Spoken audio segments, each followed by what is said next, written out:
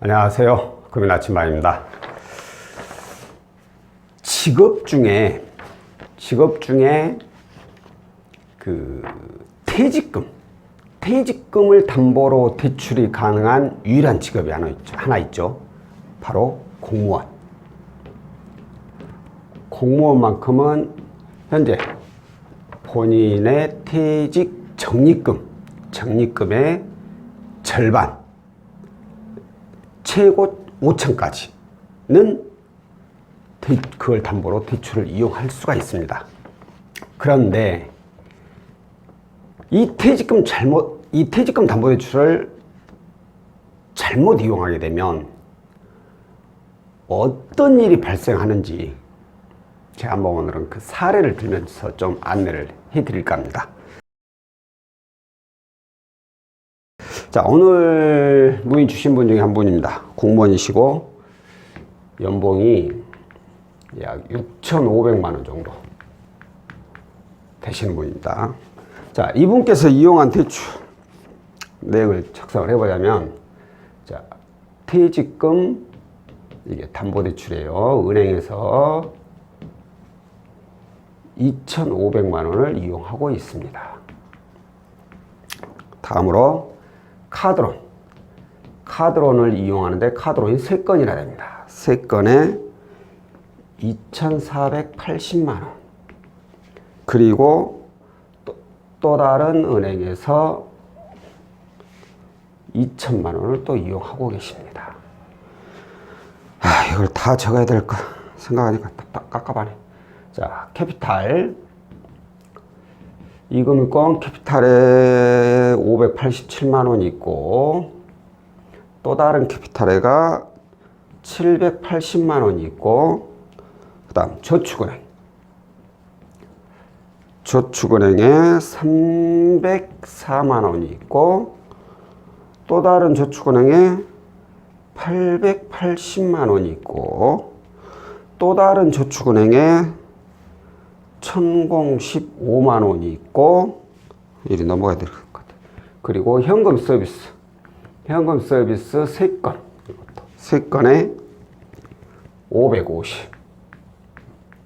여기에 대부업 한 곳에가 1,000만 원을 이용하고 계셨습니다. 이렇게 해서 총 이용하는 금액이 1억 2,096만 원. 연봉이 6,500인데 부채가 1억 2천. 거의 연봉 대비 부채 비율이 200%에 가깝죠. 어마어마해요. 자, 그런데 이분의 대출 내역을 보면 참으로 답답합니다. 은행 퇴직금 담보대출 은행 대출 2,500, 4,500밖에 안 돼요. 나머지는 카드론 전부 다 이거 있고 이렇게 이용하고 있어요. 자, 이렇게 이용하게 된 이유가 뭘까요? 바로 이 때문입니다. 퇴직금 담보대출. 아니 뭔 소리냐, 이자도 낮게 처음부터 잘 받았구만 라고 얘기하실 수가 있어요. 맞아요. 자, 거의 모든 신용대출 상품 중에 퇴직금 담보대출만큼 이자가 낮은 게 없어요. 거의 뭐 이게 2%대 이 정도밖에 하지 않으니까. 그래서 낮은 이자 지출을 줄이기 위해서 낮은 이자를 먼저 이용하는 것은 너무나도 당연한 겁니다. 그런데 문제가 뭐냐, 만약에 나 이번에 이거 대출 하나 받고 더 이상 나 대출 받을 일 없어, 걱정하지 마, 절대 없어, 이러신 분들이라면 당연히 퇴직금 담보대출을 먼저 이용하는 게 맞습니다. 더 이상 이용할 일이 없다면. 뭐 이분도 그렇게 처음에 이렇게 시작은 됐을 수도 있겠죠. 그런데 이제 뒤에 문제가 그 뒤로부터 발생됐다는 건데, 그런데 본인 스스로 나는 일단 지금 돈이 필요하지만 또 나중에 또 필요할 확률이 좀 높다, 가능성이 높다, 이러신 분들은 절대 이거 먼저 퇴직금 담보대출 먼저 이용을 하시면 안 됩니다. 그 이유가 뭐냐면, 퇴직금 난 내 거 퇴직금으로 해서 담보대출 받는데 이게 무슨 뭐 대출 쪽에 속하느냐라고 생각하신 분도 계시는데, 이거 금융사에서 봤을 땐 그냥 일반 신용대출하고 똑같습니다. TTI를 똑같이 잡아먹어요. 자, 이분의 잘못된 방법, 그 순서가 어떻게 돼? 일단 이거 먼저 이용했어. 그 뒤로 돈이 필요할 때마다 이걸 꺼내 쓴 거예요. 카드로는. 이걸 두 번째로 이제 쓰게 된 거죠. 그리고 나서 목돈이 필요한 거야. 그래서 은행에 갔죠. 기존에 2,500인데다. 와, 카드를 또 이렇게 많이 이용하고 계세요? 아무리 공무원이라고 하더라도 기존 은행 2,500에다 카드로 이렇게 이용해서 연봉 이 정도 된다고 하더라도 이거 우리 2,000밖에 못 해줘요. 이렇게밖에 안 나와요. 둘 다 똑같은 부채. 거기다 카드로는 이금융권. 제가 봤을 때 2,000만 원 받은 것도 다행인 것 같아요. 자, 이렇게 돼버리니까 그 뒤로 돈이 필요하게 되면 어떻게 돼요? 이금융권 이제 계속 가는 거죠, 이렇게. 어휴, 저축은행 하나, 둘, 셋, 캐피탈 하나, 둘. 가지가지도 이용하셨어요, 진짜. 찔끔. 필요할 때만 조금씩 갖다 쓰는 거죠. 현금 서비스 계속해서 돌려막고, 대부업천, 이게 어떤 뜻이에요? 최후에는 대부업까지 이용을 하게 됐다. 이 뜻이 되는 거예요. 이게 잘못이 또 뭐냐? 이전 영상에도 제가 그랬지만, 이금융권이 발생이 되면 그 다음 거 받을 때는 이걸 하나로 통합을 할 수 있는지를 확인하면서 받아야 된다. 그러면 대출의 건수가 늘어나질 않으니까 신용이 도움이 된다. 나중에 또 대출 발생하게 되면 또 이걸 또 이렇게 통합을 하고, 나중에 또 필요하게 되면 이걸 이렇게 또 통합을 하라 이거예요. 그러면 어찌됐든 대출 건수는 계속 제자리예요. 대출은 늘어나더라도. 그러면 내 신용 점수의 하락은 어느 정도 막을 수가 있는 거죠. 이렇게 하면 월 불이익금액도 낮아지니까. 이분의 경우는 봐봐요. 건수가 하나, 둘, 셋, 넷, 다섯, 여섯, 일곱, 여덟, 아홉, 열, 열하나, 열둘, 열세, 14건. 자, 그러면 제가 봤을 때 이렇게 최후에 이렇게 자금이 필요한 이유는 뭘까요? 제가 봤을 때는 이분 어디 뭐 목돈 투자 어디에 돈 들어갈 일 그게 아니야. 이 정도 되면 이제 생활비예요, 생활비. 이 많은 대출 건수를 메꿔 나가다 보니 월급으로 감당이 되겠어요? 우리 가족 생활도 해야 되는데. 그러다 보니까 생활비 차원에서 계속 대출을 받는 거예요. 이렇게 되면서 대출 건수가 늘어나고 현금 서비스 돌려막기 하고, 그러면 신용 점수는 어떻게 돼요? 뚝뚝 떨어지게 됩니다. 그럼 결국에 이제 여기까지 와가지고 이제 채무 통합이나 해볼까? 알아봐도 안 돼. 왜? 건수가 너무 많아. 최고 내출에다가 신용 점수도 낮고. 직군만 좋았지. 직군만 최고였지. 다른 게 다 좀 문제가 된 거예요. 이렇게 이 내용 가지고 연락이 온 거예요. 이분이 만약에 이렇게 안 가고 순서를 예를 들어서 이 은행을 1번으로 갔다. 이렇게 이상하게 되네. 자, 이 은행이 1번 순으로 갔다. 그러면 2,000만 원을 받을 리가 없죠.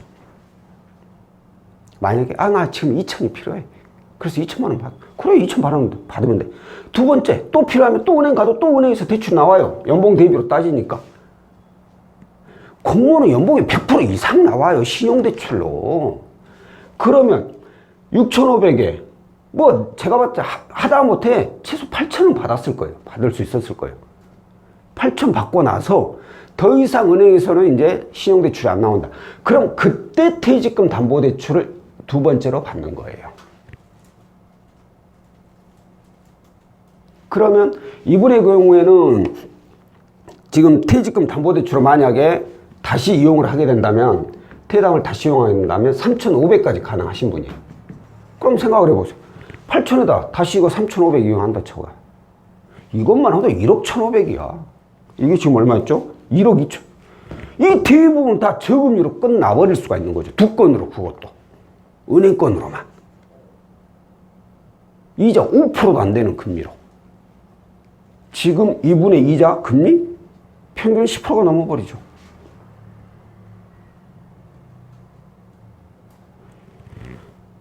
뭐 알면서도 이렇게 받았다면은 진짜 이건 잘못된 거지만 모르니까 이렇게 받았겠죠. 당연히 모르니까 받았겠죠. 그래서 제가 오늘 이 내용을 알려드리려고 하는 거예요. 만약에 다시 한번 얘기 드리지만 내가 이 돈 한 번 대출받고 더 이상 나 대출 받을 일이 없어. 하늘이 무너져도 받을 일이 없어 라는 분이라면 무조건 퇴직금 담보대출 먼저 이용하세요. 이자가 가장 낮으니까. 그런데 이번 반년이나 두 번, 세 번도 이용할 확률이 내가 있어. 그러면 어쩔지 모르겠어. 이용할 수도 있고 이용 안 할 수도 있고. 그러면 만약에 제가 고객님 입장이라면 저는 이자 지출 좀 더 늘리더라도 신용대출 먼저 받으려합니다. 왜? 다음이 어떻게 될지 모르니까. 이자 지출 조금 더 줘요. 그럼 내가 좀 손해보지. 하지만 내 신용을 살려놔야죠. 다음번 대비해서. 그리고 이렇게 받고 나서 이렇게 받았다면 이분은 지금 뭐 부채가 많아서 문제지 이자 지출이 많네 어쩌네 저쩌네 생활비가 부족하네 이런 걸로 고민할 일은 없죠. 자, 결국에 이분은 이제 어떻게 해야 돼요? 방법이 채 뭐 통화면도 안 되지. 통대안밖에 없어요. 통대안. 기존에 있는 거 싹 밀어버려야죠. 싹 밀고 다시 아까 말씀드린 대로 이 순서로 가야 돼. 근데 이 채무자분이 하는 말씀이 그거예요. 아니 이거하고 이건 또 이자가 낮으니까 애들 놔두고 받으면 안 돼요. 그럴 수도 있죠. 그럴 수도 있죠. 근데 부채가 적은 경우에 1억 2천이 아니라 뭐 한 7, 8천이나 되는 경우에 그러면 이거 2천, 이거 2,500 합이 4,500밖에 안 되니까 충분히 뭐 한 3, 4천은 더 나올 수가 있죠. 근데 이거 놔두고 한 3, 4천 더 받는다 쳐요. 그럼 얼마예요? 3천 받는다면 7,500, 4천, 8,500. 그러면 나머지 4천, 5천은 어떻게 해야 돼? 다 이거 묶어야 돼.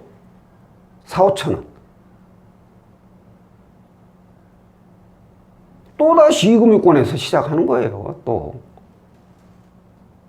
순서가 잘못됐기 때문에 이건 처음부터 순서를 바로 고치는 수밖에 없어. 그렇기 때문에 이분은 어쩔 수 없이 이거 다 상환치고 은행 가고 은행에서 최대한 받고 그 다음 퇴직금 담보대출 이용을 해야 되는 이 방법밖에 안 돼요. 그래서 통대안으로 진행을 할 수밖에 없는 거고 오늘 문의하신 분이라서 아직 결정을 안 하셨어요.